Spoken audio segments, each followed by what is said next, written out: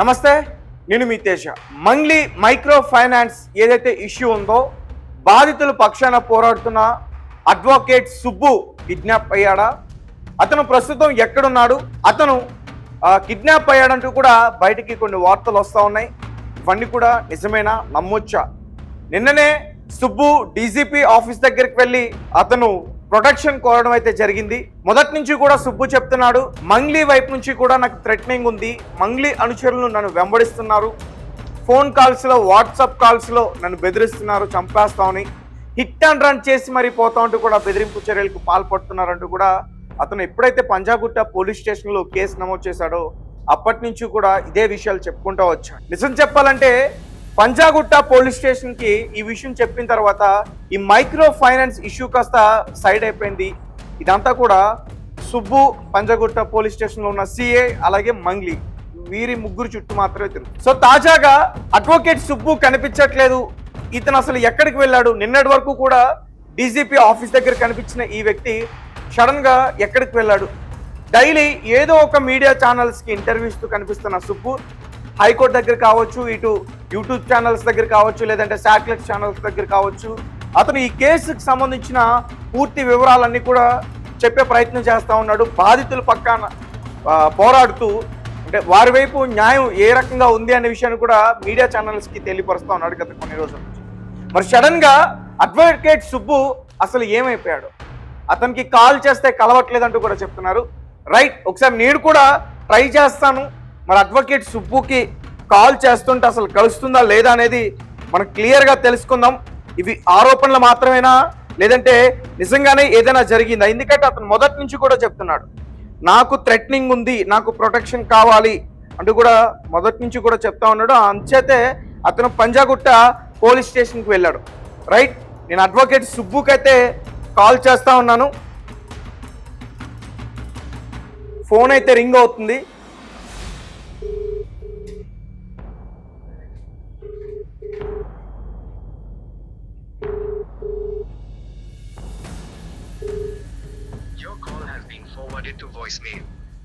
Just నేను ఎప్పుడు phone చేసినా కానీ అతను ఒక 3-4 రింగ్స్కి వెంటనే అటెంప్ట్ చేస్తాడు.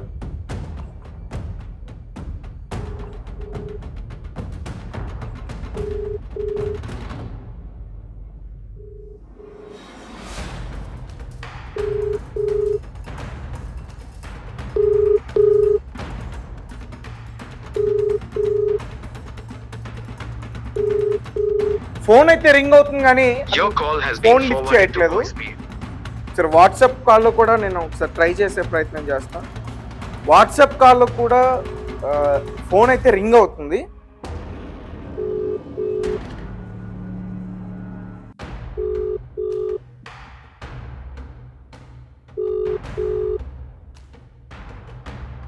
నిజంగా అడ్వకేట్ సుబ్బు పేదల అడ్వకేట్ అని చెప్పొచ్చు.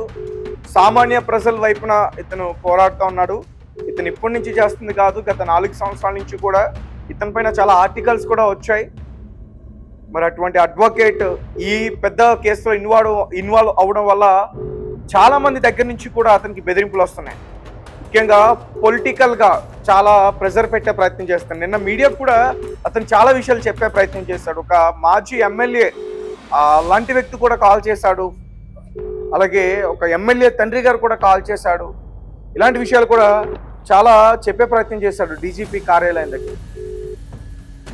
అండ్ పంజాగుట్ట పోలీస్ స్టేషన్ దగ్గరికి అతను 2వసారి ప్రెస్ మీట్ పెట్టినప్పుడు కూడా ఇతను ఎవరో వెంబడించినట్టుగా కూడా ఒక విజువల్ బయటకు వచ్చింది. దాన్ని కూడా మనం క్లియర్గా ఒకసారి చూడొచ్చు.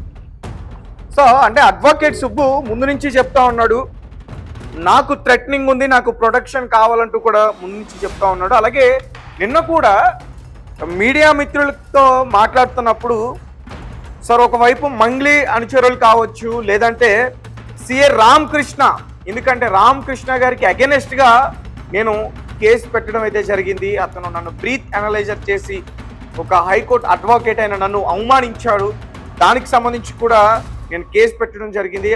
సో అంటే ఆ రకంగా కూడా నన్ను ఏదైనా చేసే ఛాన్స్ ఉంటుందంటూ కూడా అతను ఎమోషనల్గా కూడా కొన్ని మాటలైతే మాట్లాడాడు.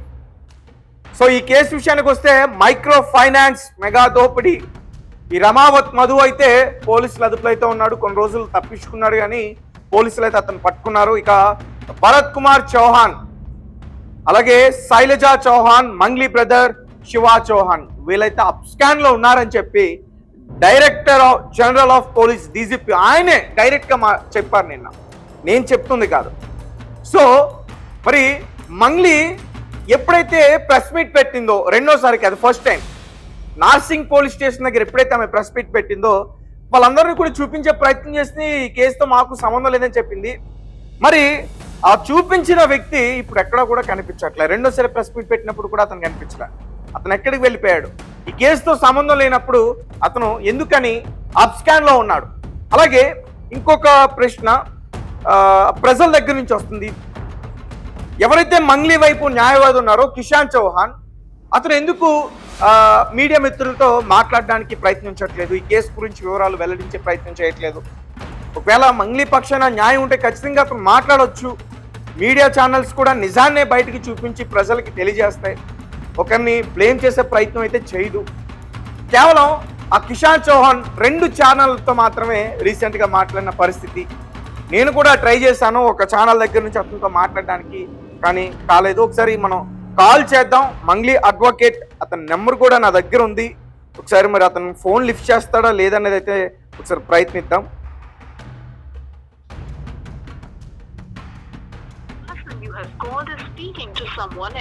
ఎవరితోనో మాట్లాడుతున్నారు.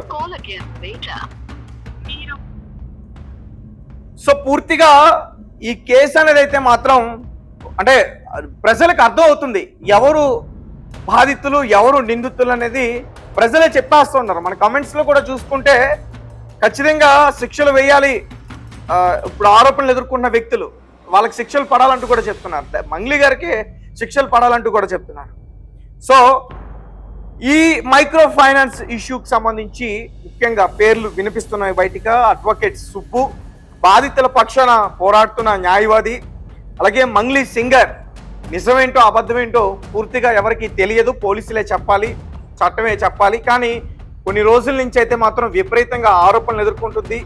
సిఏ రామకృష్ణ ఒక చిన్న తప్పిదం వల్ల ఆయన కూడా చాలా ఇబ్బంది పడుతున్న పరిస్థితి.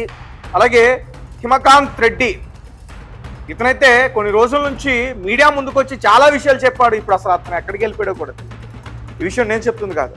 అడ్వకేట్ సుబ్బే డైరెక్ట్గా నిన్న మీడియా ఛానల్స్ అతను కూడా అప్స్కాన్లో ఉన్నాడని చెప్పి. సో ఇలా ఈ కేసు విషయంలో చాలామంది కొన్ని ఆరోపణలు ఎదుర్కొన్నారు, కానీ బాధితులకు మాత్రం న్యాయం జరగట్లేదు. బాధితుల పక్షాన అడ్వకేట్ సుబ్బు పోరాడుతున్నాడు, కానీ ఏ పొలిటికల్ లీడర్ కూడా ముందుకు వచ్చి న్యాయం వాళ్ళకి మేము చేకూర్చే ప్రయత్నం చేస్తాం, నిజాల్ని బయటపెట్టే ప్రయత్నం చేస్తామని ఏ పొలిటికల్ లీడర్ కూడా బయటకు వచ్చి వారికి అండగా ఉంటామని ఒక హామీ లాంటిది ఇవ్వలేకపోతాం. ఇక ప్రయత్నిస్తున్న అడ్వకేట్ సుబ్బుకి అయితే మాత్రం బెదిరింపు చర్యలకు పాల్పడతాం. అసలు నాకైతే అర్థం కావట్లేదు. అడ్వకేట్ సుబ్బు ఒక్కసారైనా కాల్ లిఫ్ట్ చేస్తే బాగుంటుందని నాకు అనిపిస్తుంది, కానీ ఇతనైతే కాల్ లిఫ్ట్ చేయట్లేదు. మరి ఇప్పుడు బయటకు వస్తున్న ఈ పుకార్లు నిజమా అబద్ధమా అనేది కూడా అర్థం కావట్లేదు. ఫోన్ అయితే రింగ్ అవుతుంది. రైట్, మనం ఒకసారి అడ్వకేట్ సుబ్బు సంబంధించిన ఎవరైతే ఉన్నారో బాధితులు ఒకసారి వాళ్ళకి ఫోన్ చేద్దాం. ఒకసారి వాళ్ళకి ఫోన్ చేసి మనం కనుక్కునే ప్రయత్నం చేద్దాం. ఎందుకంటే అతను ఫోన్ అయితే లిఫ్ట్ చేయట్లా.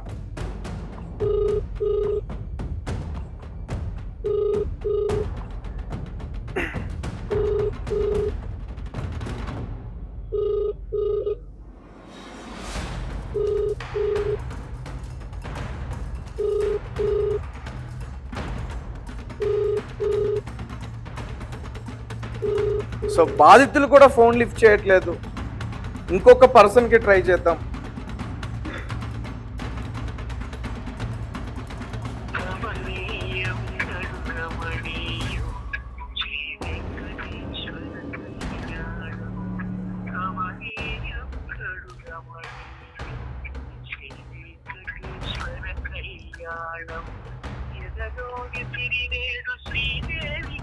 ఫోన్ లిఫ్ట్ చేయట్లేదు ఎవరు కూడా.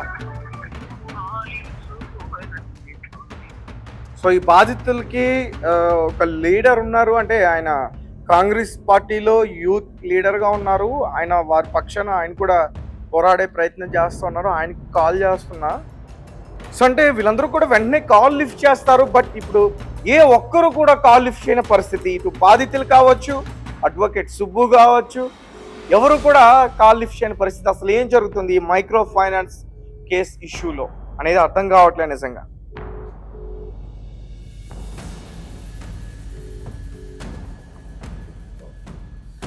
రైట్, ఏ ఒక్కరు కూడా కాల్ అయితే లిఫ్ట్ చేయట్లేదు. మరి అడ్వకేట్ సుబ్బు నిజంగానే కిడ్నాప్ అయ్యాడా? ఎందుకంటే అతనికి కొన్ని రోజుల నుంచి కూడా థ్రెటనింగ్ కాల్స్ వస్తున్నాయి, బెదిరింపు చర్యలకు పాల్పడుతున్నారు, హిట్ అండ్ రన్ చేసి వెళ్ళిపోతా ఉంటూ కూడా బెదిరిస్తున్నారు. ఇది ఆయన నిన్న మీడియా ముందు చెప్పే ప్రయత్నం చేశాడు.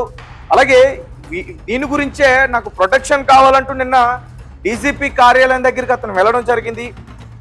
అలాగే అక్కడ రిటర్న్ రిప్రజెంటేషన్ ఇచ్చాడు, FIR copy, evidence, advocate identity proof, అలాగే అతనికి సంబంధించిన అఫిడవిట్ ఇవన్నీ కూడా ఇవ్వడం అయితే జరిగింది.